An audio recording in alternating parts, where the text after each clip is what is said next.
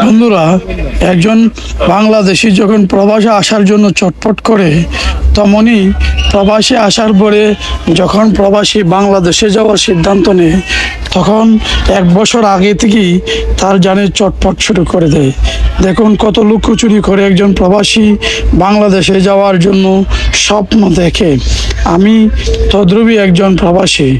আমি বাংলাদেশে যাওয়ার স্বপ্ন দেখেছি বলেই আমাকে বারবার বের হতে হয়েছে। এখন বিটকিস দেখছি, পায়ের জুতা দেখার চেষ্টা করছি। আপনারাও আমার সাথে থাকুন, পছন্দ করতে পারেন আমার পছন্দের কেনাকাটার জিনিস। কারণ বাংলাদেশে যাওয়ার স্বপ্ন যতটা প্রবাসী বনে, লুকোচুরি করেই বনতে হয়। কারণ পরিবার তার হিসেব হলো 30 দিন পরেই দিন গণে আমাকে টাকা দিচ্ছে না কেন। দেখুন আমরা ওইভাবে টাকা দিয়েই লুকোচুরি করে কিছু পয়সা আমাদেরকে সেভ করতে হয়। সেভ করেই আমরা স্বপ্ন দেখি আস্তে আস্তে বাংলাদেশে যাব। একজন প্রবাসী চাইলেই হুট করে বাংলাদেশে যাইতে পারে না। আমি দেখেছি 1 বছর আগ থেকেই স্বপ্ন বুনতে হয়, নিজের জন্য পরিবারের জন্য টুকিটাকি জিনিস কিনতে হয়। দেখুন পরিবার কিন্তু একটুও প্রবাসীকে ছাড় দেয় না, তবু তার কাছে জিনিস আশা করে।